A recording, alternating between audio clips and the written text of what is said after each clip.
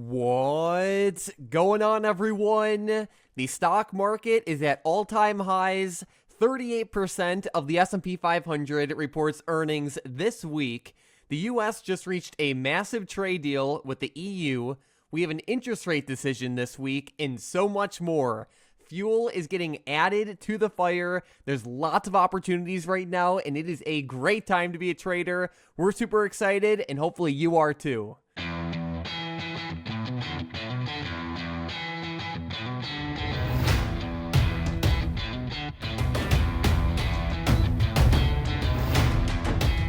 SPY made another new all-time high on Friday. I love to see it, Mike. 636. We ended up seeing a nice breakout of that range, and the SPY got all the way up to around 637.50 as the high. So shout out to the bulls out there for keeping the streak going. This week could change, though. We have a lot going on between the FOMC interest rate decision and, of course, earnings, right? Looking at the earnings lineup, Mike, this is crazy. We have so many stocks reporting. We have United Health on Tuesday, SoFi, PayPal, Boeing, UPS, Spotify. And as the week goes on, it just gets crazier and crazier. Amazon, Apple, Coinbase, MicroStrategy, Meta, Microsoft. So there's just a plethora of earnings here, and everybody should have their eyes, especially, I would say, on Wednesday and Thursday. We can see that this is where the big boys really report. Meta and Microsoft in after hours Wednesday, Amazon and Apple in after hours Thursday. So those 2 days are going to be wild. Of course, the FOMC interest rate decision will add even more fuel to the fire on Wednesday. So be ready for that. But this is definitely the biggest earnings week of the quarter for sure. 38% of the S&P 500 reports earnings this week. As we can see, it is the week to watch. And basically, not only are we going to see big, giant moves out of individual names like Apple, Amazon, Robinhood, and so many other stocks, but this is, of course, going to have a big influence on how the market moves. As we know, the stock market is cruising past all-time highs right now, and if we see these big names report good earnings, that will just be like adding fuel to the fire, making this move even crazier. But as we know, the same thing goes in reverse as well. Like if we do see big earnings misses here, we can definitely see a lot of selling very quickly.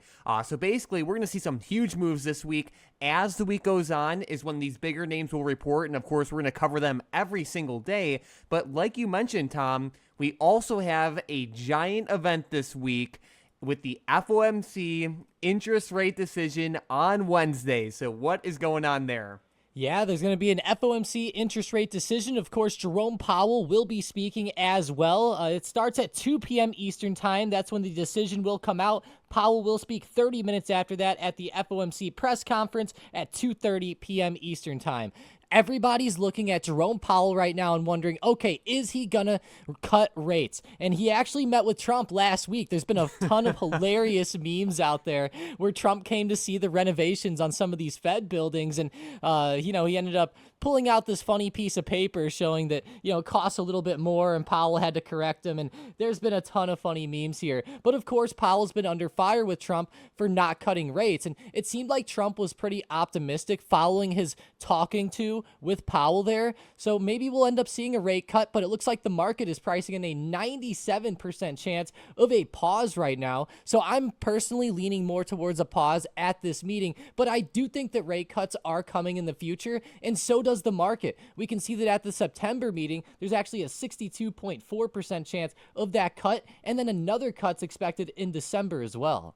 Yeah, so that's very exciting because this is supposed to be the final meeting where he just holds rates steady, because as we can see, it looks like we're going to have a decent path of lower interest rates going forward, and we'll see if Trump was able to shift Powell's tone with their recent meeting. Maybe Powell becomes a little bit more dovish, where he gets a little bit more eager to cut interest rates going forward. We shall see, and we will know on Wednesday. These events definitely have the ability to move the market in a big way. But Tom, this isn't the only big event this week.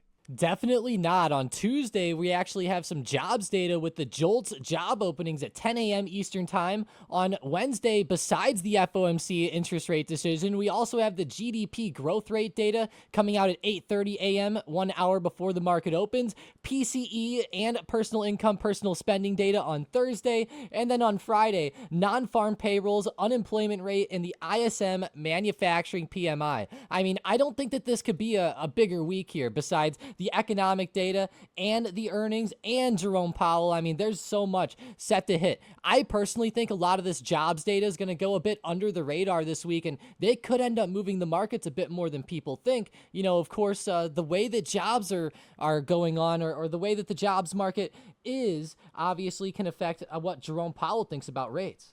Yeah, and Tom, wait till you see this. You said you didn't think it could have been a crazier week. We still have this historic uptrend streak going on too, where basically the S&P 500 has been above its 20-day moving average for 3 months in a row, which is the longest streak since 1997, and this has only happened 4 other times in history, which is pretty crazy.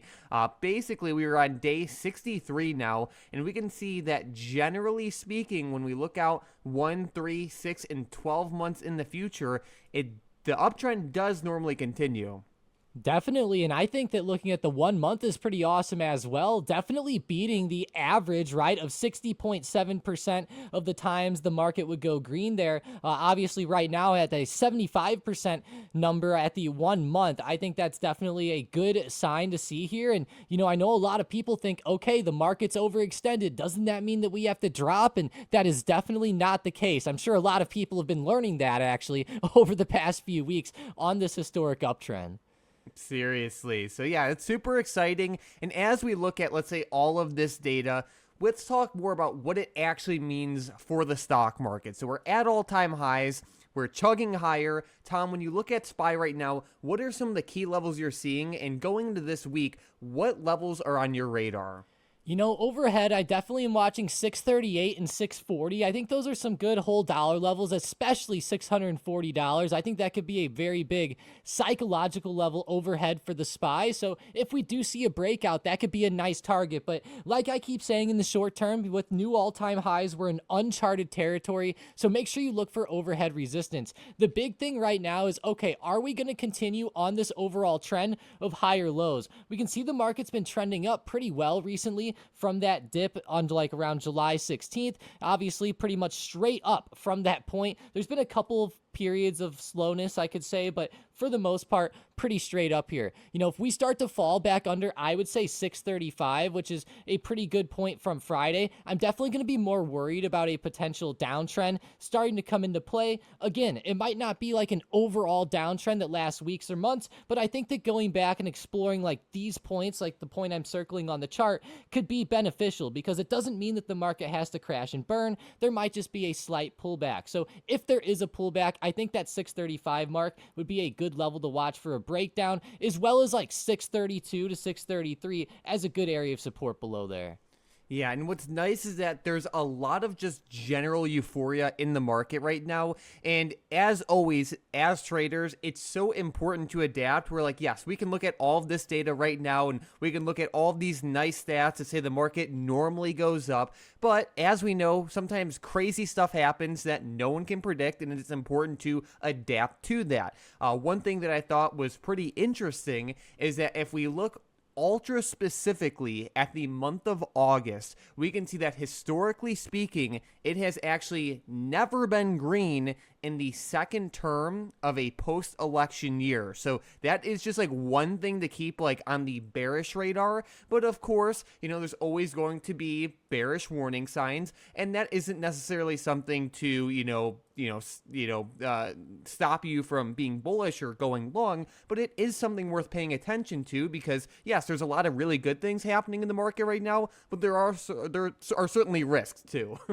Yeah, and whenever I see this data, it definitely is worrying, right? Like, how often do you see data that points to the market being green 0% of the time? Like, that's pretty rare, I would say. And especially like in this circumstance, it's crazy to say that, in the second term, and let's say of a post-election year, that August would be red, that crazy of an amount as well, falling down 3.4% on the average percent drops there. So definitely worrying, but again, take that with a grain of salt. Obviously, each year is going to be different, and who knows, maybe Trump will break the streak here.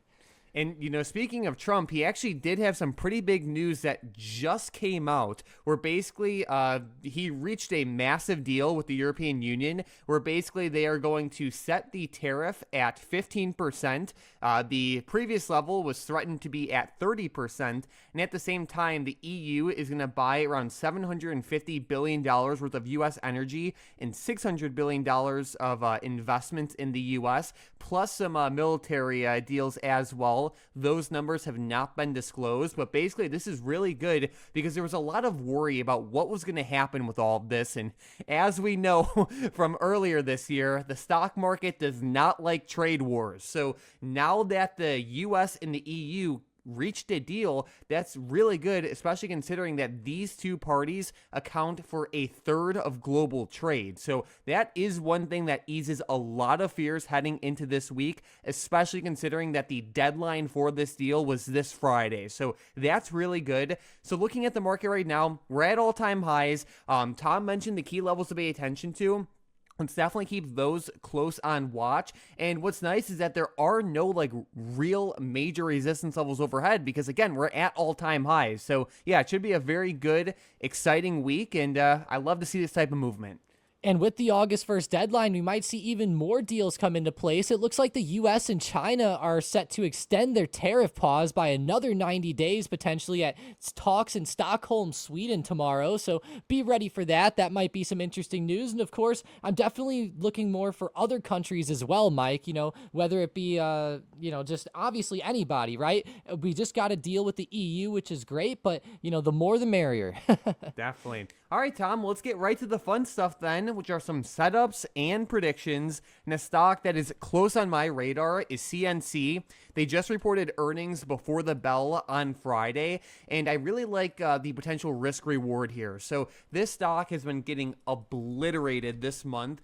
Seriously, it got demolished. It went from like $56 a share all the way down to like $26. And while it sold off a decent amount in pre-market on Friday, buyers came in very strongly, and the stock actually ended up finishing up by 6%. Right now, shares are trading for around $28.40, and I can definitely see it as a justifiable risk, giving it like $2 to the downside to potentially make around like $5 or so to the upside if we can get closer to that $33.40 to 50-cent area. The stock has been pounded so badly, and now that it reported earnings, and again, buyers came in pretty strongly, and their CEO definitely sparked some optimism with their earnings call.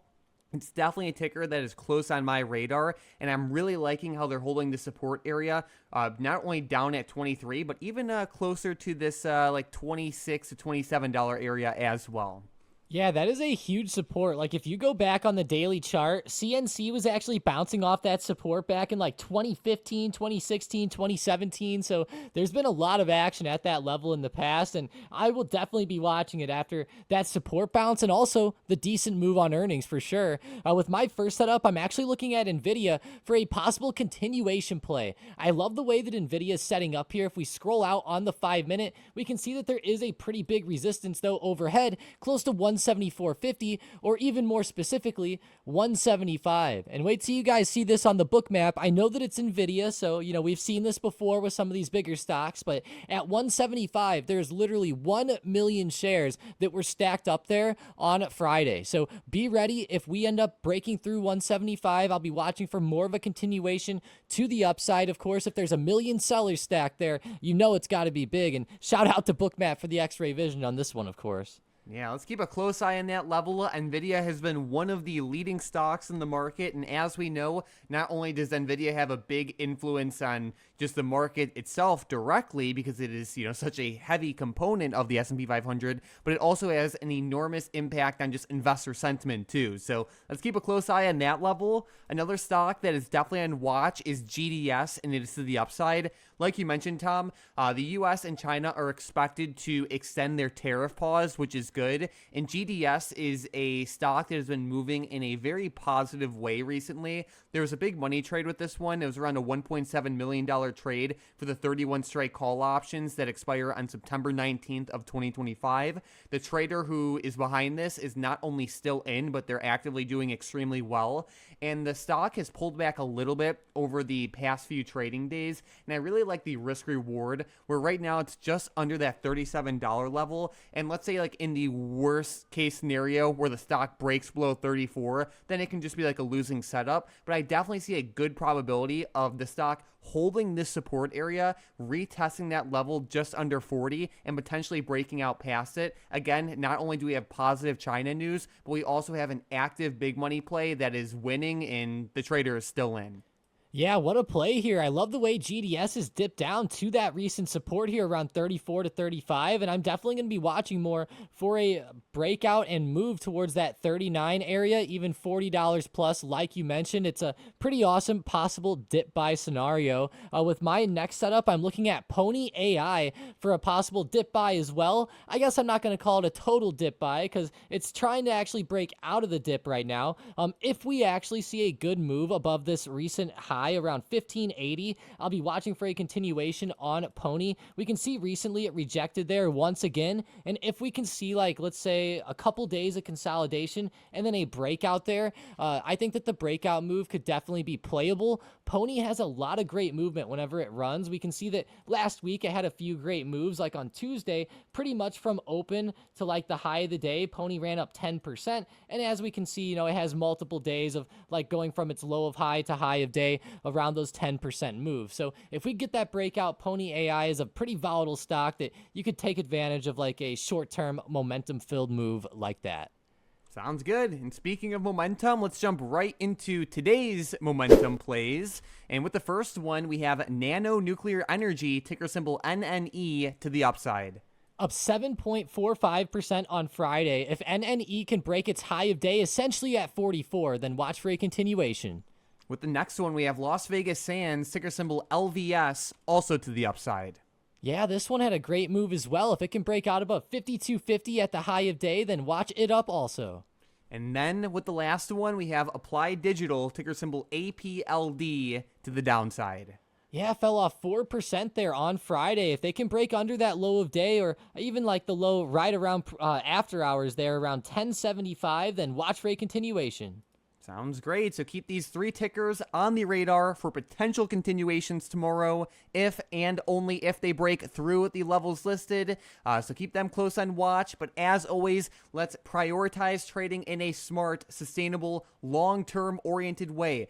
Step one, protect yourself, whether you use stop losses or you size in a light way, or just, focus on protecting yourself above all else before you just jump into any random trade. Once you have a trade idea, know why you're getting in that trade. So then if the conditions change, you can exit in a way that you feel confident about. And then as always, focus on making long-term profitable decisions. You can learn how to do this for free in the Key Lessons channel of the StockedUp Discord, so definitely check that out. But let's trade smart, let's trade disciplined, and if you're new to the channel, definitely consider subscribing so you can get our videos recommended to you more often. Every single day we cover the most important news, information, big money plays, earnings, and basically everything you have to know about the stock market. When you subscribe, you'll get our videos recommended to you more often. And let's not waste any time and jump into today's $616,000 big money trade.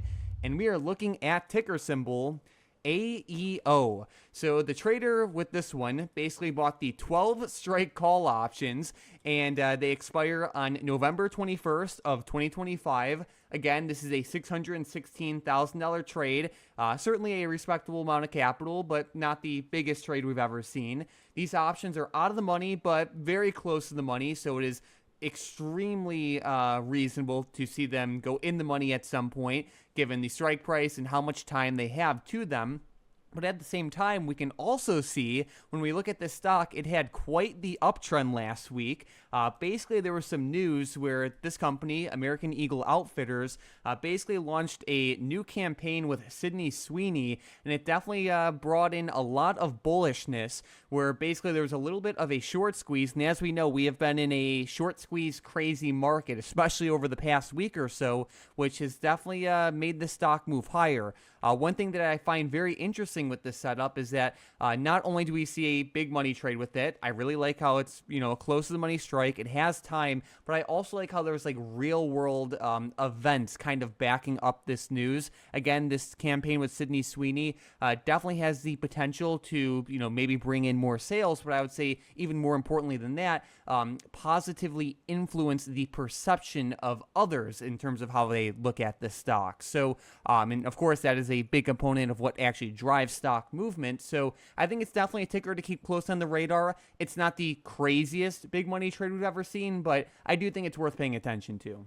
Yeah, definitely. I mean, anytime Sydney Sweeney's involved right now, I mean, that's a pretty big name, right? And we see this go on with companies where they will bring people on every once in a while to, let's say, help boost their brand, right? We've seen it even happen like with DraftKings, for example, bringing certain like sports people on and things of that nature. Obviously, each company and situation like that is different, but it has sparked a lot of optimism in the past. And, if the meme rally could continue here this week, it would be pretty awesome. Looking at AEO, it has been actually bouncing off this lower support range quite well here multiple times. And each time that it's bounced off, it's pretty much ran up to test $12.75 to $13, which would still be a pretty good move above the high of, or where we closed Friday. That would still represent like an 8 to 10% jump there. So hopefully we do see this continue and at least test the upper end of this range. But nonetheless, there's a lot of time on this big money trade as well. I mean, I'm kind of curious if they're going to be looking for like a broader uptrend over like the next couple months. Yeah, I mean, like you said, they have time, so it's definitely possible, and the strike price is pretty close to the money, too. So definitely keep it close on watch. Should be exciting. But Tom, let's make sure to give a giant shout out to our member of the day today, Dip Commander in the StockedUp Discord, who had some great profits on Friday. They said double dip play today. Thank you, Tom and Mike, for your help. A solid double play to the upside and the downside, and they had some nice percentage and dollar gains too. So huge shout out to you, Dip Commander. Keep up the great work going forward. And I love to see the adaptability playing the move up and down. So huge shout out to you. Keep on rolling. Again, if you guys are into short-term trading, definitely check out that first link in the description in the comments down below to get in on the action. Basically, get full access to our army of trading robots. You can chat with Tom and myself all day long, access the big money plays every single day, our weekly live events, and so much more. It's the place to be if you're into short-term trading, and we have a very exciting week ahead of us. Thank you all so much for watching, and let's crush it in the market this week.